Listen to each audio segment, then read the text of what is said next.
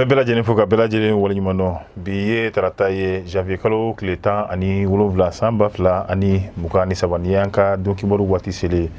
bi don kibaru kɔnɔna la an bɛna an da don jamana premier ministre n'o ye dɔgɔtɔrɔ Sogɛl Kɔgala Mayiga a yɛrɛ dagayɔrɔ la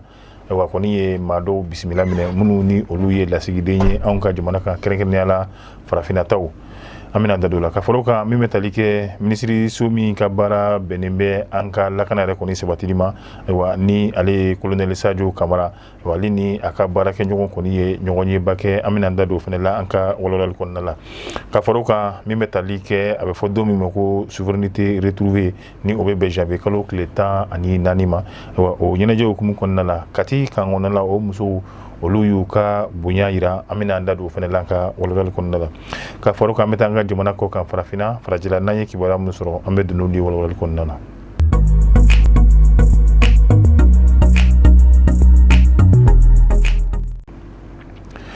an y'a fɔ an bɛ bɛɛ fo ka bɛɛ lajɛlen waleɲuman dɔn bɛ jamana premier ministre n'o ye dɔgɔtɔrɔ Sogɛl Kɔgala Mayiga ale kɔni ye jɛkulu min bɛ n'a bɛ fɔ olu ma ko lasigidenw kɛrɛnkɛrɛnnenya la nanzarakanw ye o de ye groupe des ambassadeurs africains accrédités au Mali ni o ye farafinna jamana minnu ni olu ka lasigidenw olu bɛ an ka jamana kan nin nɔ dɔgɔtɔrɔ Sogɛl Kɔgala Mayiga a ye olu bisimila ka se ka bɛn ni janvier kalo tile 16 n'o ye tɛnɛndon yɛrɛ y'an kɔrɔ san 2023 kɔni nana n'o ye farafinna lasigiden minnu yɛrɛ kɔni bɛ anw fɛ yan nɔ nka u ɲɛma maa min tun bɛ nin nɔ o de ye Senegal lasigiden n'o ye Birama Mbagnick Ndiaye wa o kɔni ale kɛrɛfɛ Ghana lasigiden tun bɛ ka taa se Mauritanie ale ni Tchad lasigiden olu bɛɛ lajɛlen kɔni tun bɛ kɛnɛ in kan u nana min ye sankura foli ye ka se ka o kɛ ka ɲɛsin Mali ma ani dɔgɔtɔrɔ Sogɛl Kɔgala Mayiga ma ka foli k'a ye kɛnɛyaw olu bɛ se ka sabati cogoya min na ka tila k'a jira k'a fɔ olu ka dɛmɛ bɛɛ lajɛlen o bɛ n'o ye cɛmancɛla fanga de kɔni ye wa dɔgɔtɔrɔ Sogɛl Kɔgala Mayiga ale yɛrɛ kɔni ye foli kɛ hakilina min talen filɛ ninnu fɛ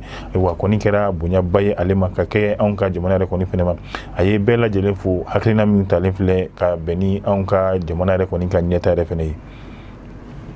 ina komi an y'a fɔ togoya min na minisiriso min ka baara bɛnnen bɛ jamana lakanali ma ni o ye colonel Sadio Kamara ni ale yɛrɛ kɔni y'o minisiri ye ale yɛrɛ ni a baarakɛɲɔgɔn ni o ye a ka directeur n'a ka inspecteur ye ka bɛn ni tɛnɛndon kelen ye janvier kalo tile 16 san 2023 olu kɔni ye sigi belebele kɛ min ye u ka baarakɛyɔrɔ kɔni na sigi min n'a bɛ tali kɛ wa kabini don min na colonel Assimi Goïta ale yɛrɛ kɔni nana fanga la don min na ka na bila fɔ bi la baaraba minnu ni o kɛra Mali fintigilakaw yɛrɛ kɔni fɛ o de ye ka se ka jateminɛ kɛ olu baara ninnu yɛrɛ kɔni na nka kɛnɛ in kan maa caman tun bɛ nɔ ni a bɛ fɔ min ma ko secrétaire général ni o ye minisiriso min ka baara bɛnnen bɛ lakana yɛrɛ ma o secrétaire général tun bɛ yen fo ka taa se inspecteur général des armées et services fo ka taa b'o la ni ye chef d'état-major général des armées ka taa min ye commandant PCAT olu bɛɛ lajɛlen tun bɛ kɛnɛ kan chef d'état-major et directeur des services ninnu bɛɛ lajɛlen kɔni tun bɛ kɛnɛ kan wa baara ninnu kɔni nin ye a siɲɛ fɔlɔ yɛrɛ kɔni ye Mali yɛrɛ kɔni kɔnɔna la laɲini de ye jumɛn ye baara minnu kɛra ka se ka fanga don olu yɛrɛ kɔni na cogoya min na fintigilakaw bɛ wuli ka jɔ min na terrain kan k'o kolo yɛrɛ kɔni fɛnɛ don kabi don min na min ye colonel Assimi Goïta ale yɛrɛ kɔni nana jamana ɲɛmɔgɔya la ka bɔ yen an y'a fɔ min ye 14 janvier san 2022 14 janvier san 2023 nin ye a san kelen malidenw ye bɔli belebele kɛ min ye ka se ka yira u ka diɲɛ jamana tɔw la ani min ye anw bɛ tɔn min kɔnɔna la n'o ye CEDEAO jamana ye ka yira k'a fɔ malidenw b'u ka jamana fɛ u b'u ka ɲɛmɔgɔw fɛ ayiwa o de nana kɛ hakilina ye hakilina min n'a taara jamana ɲɛmaa yɛrɛ kɔni fɛ ko 14 janvier ka kɛ don kɛrɛnkɛrɛnnen n'a bɛ fɔ don min ma ko souveraineté retrouvée ni o ye malidenw ka yɛrɛma hɔrɔnya min kun tilal'u la ayiwa u seginna ka o ta ko kura tuguni o hukumu kɔnɔna la ɲɛnajɛw olu kɛra jamana in fan caman kɔni na nka Kati musow kɛrɛnkɛrɛnnenya la a kan kɔnɔna olu ma to kɔ o wulikajɔ kɔnɔna la u kɔni ye jɛkulu min bɛ n'a bɛ fɔ min ma ko kafo ale ni Kati sifinnakaw olu bɛɛ lajɛlen kɔni fara ɲɔgɔn kan min ye drapeau layɛlɛ ye ka se ka o kɛ fɔlɔ a kɛra ka bɛn ni sibiridon yɛrɛ 14 janvier n'o ye janvier kalo tile 14 o kɛra a bɛ fɔ yɔrɔ min ma ko cinquantenaire n'o ye an ka wa jamana ka san 50 o kɛnɛba min no o bɛ Kati a kɛra yen kɛnɛ kan i b'a ye k'a fɔ nin kɛnɛ kan maa caman kun bɛ nin no o ye Kati yɛrɛ kɔni préfet ale ka danga fɔlɔ o kun bɛ nin ka taa se Mamadu Jaw Jawara ma o ye Mamadu Jaw Jawara ale ni maire yɛrɛ kɔni n'o ye Kati maire ye wa ale kun bɛ kɛnɛ kan n'o ye yɔrɔ Wɛlɛgɛm fo ka taa se baarakɛyɔrɔ caman o ɲɛmaa kun bɛ nin ale ni lakana wa o baarakɛyɔrɔ de fɛnɛ a ɲɛmaa kun bɛ n'a ye fɔ min ma o responsable de service ni o ye a baarakɛyɔrɔ olu ɲɛmaaw ye ka bɔ yen ayiwa laadala dugutigiw ale ni karamɔgɔw olu yɛrɛ kɔni bɛɛ lajɛlen kun bɛ kɛnɛ kan musow denmisɛnninw finitigiw ayiwa ale ni a bɛ fɔ minnu ma ko paramilitaires nin bɛɛ lajɛlen kɔni kun bɛ nin kɛnɛ kan yaasa min ye san kelen yɛrɛma hɔrɔnya min ni a sɔrɔla ko kura tuguni Mali ani malidenw fɛ ka se ka u ka nisɔndiya ko o yira cogoya min na an bɛ taa jamana kɔ kan kɛrɛnkɛrɛnnenya la Alizeri jamana kan Mali minisiri min ka baara bɛnnen bɛ an ka jamana ani jamana wɛrɛ cɛ ko ɲɛw ɲɛnabɔli ma ni ale minisiri Abdoulaye Diop ye ayiwa ale yɛrɛ kɔni taara min ni Alizeri jamana ɲɛmɔgɔ u ka ɲɔgɔn ye kɔnɔna la ayiwa a y'a yira k'a fɔ halisa Mali yɛrɛ kɔni bɛ fɛɛrɛ nasuguya bɛɛ lajɛlen kɛ kuma ɲɔgɔnya o bɛ se ka kɛ cogoya min na ani maliden minnu yɛrɛ kɔni bɛ nin nɔ ayiwa ni olu yɛrɛ kɔni dalen don anw ka jamana la ni olu b'a fɛ ka tugu anw ka jamana kɔ ayiwa minnu hali n'o y'a sɔrɔ olu yɛrɛ kɔni bɛ kɛrɛn kɔrɔ fɛ ni gɛlɛya yɛrɛ kɔni bɛ bi an ka jamana ɲɛmaaso ani o jɛkulu ni kɔni ni ɲɔgɔn cɛ nka a y'a yira k'a fɔ jamana kɔni dayɛlɛnnen bɛ bɛɛ lajɛlen kuma ɲɔgɔnya yaasa anw bɛ se ka min ye hakilina kelen ni kungilenna kelen ka se ka olu sɔrɔ cogoya min na yaasa jamana ka ɲɛtaa o bɛ se ka sabati cogoya min na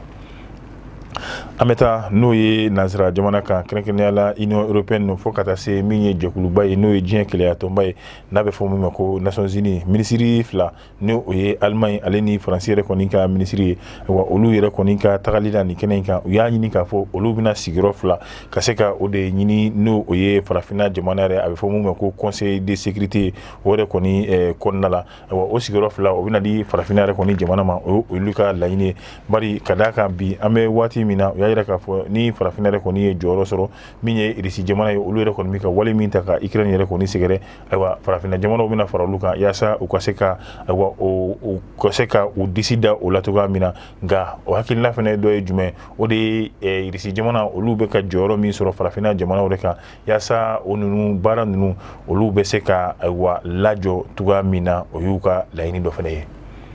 ka bɔ yen an bɛ taa Itali i b'a ye k'a fɔ min ye mafiya juguba dɔ ni ale yɛrɛ kɔni kun ɲininen bɛ Itali fanga ɲɛmaaw yɛrɛ kɔni fɛ nin ye a san 30 ye u b'a ɲini nka a tɛ ka ye maa min yɛrɛ n'a tɔgɔ ye Matteo Messina Denaro i b'a ye k'a fɔ san 30 kɔfɛ a kɔni tilala n'o ye Itali fanga tigilamɔgɔw la ayiwa o kɔni ni bi cɛ u bɛ k'a ɲini o m'a ye nka tɛnɛndon min ye Palerme yɛrɛ dugu kɔnɔna la wa u kɔni u ɲɛ dara kan ye u y'a minɛ maa min yɛrɛ kɔni ko bi ka fɔ ale si bɛ t'i jɔ san 60 kɔni ɲɔgɔnna si la ale de ye maa ye bi maa min ni ale yɛrɛ bɛ kɛ u ka dɔrɔgu feere jugulabaw n'u ka wale jugubakɛla min yɛrɛ kɔni bɛ nin nɔ ni ale tɔgɔ yɛrɛ kɔni tora diɲɛ bɛɛ lajɛlen kɔni da kɔnɔ ni a tɔgɔ ye Cosa Nostra o nɔrabila o kun ye ale ye